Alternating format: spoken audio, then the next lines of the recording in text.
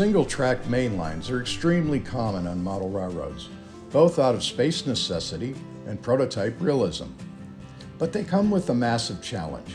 How do you run multiple trains without causing total gridlock? Today, we'll look at how passing sidings and intentional place names transform my layout from a one train at a time display into a busy, multi-train, purposeful railroad. First, let's talk about place names. I named this segment Cadillac, after the prototype city in Michigan. While I'm not modeling exact prototype buildings, using real-world geography anchors the layout in its own universe. When planning, I researched what industries the real railroad served. Then I selected structures that offered both visual character and operational fun, like the Mid-Michigan Grain Co-op or Munn Cold Storage, and even adding a public team track.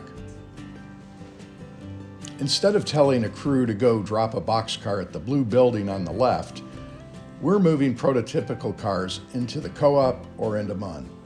Even on a small switching pike, naming your towns and spurs immediately elevates the realism and gives every car movement a clear purpose. Each of my towns along the route were established the same way. By doing this, it also helped define what types of industries could fit into the allotted space.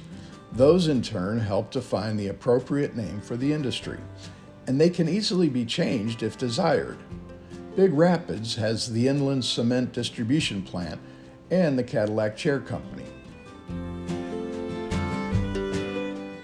Reed City has a General Mills plant and the Bessie Feed and Seed Company. You can see how this works in an operations session. These names root your locations on your layout and add life. Even the smallest of layouts can benefit from naming places and industries. Now let's talk track work. Single-track main lines almost always benefit from passing sidings, and they do double duty. On this section between Howard City and Cedar Springs, the main line stays clear while the crew switches international paper right off of the siding. This lets a local crew conduct complex switching moves without blocking the main for through traffic. Visually, a siding also creates the illusion of a double-track layout without taking up much more benchwork width. Operationally, it turns a simple point-to-point run into a dynamic chess game. My second passing siding straddles the area between Big Rapids, Cadillac, and Kalkaska.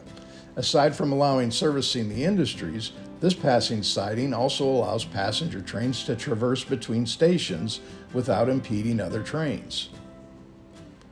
Whether you're starting a new track plan or tweaking an existing layout, adding distinct names and a strategic siding will bring your operations to life.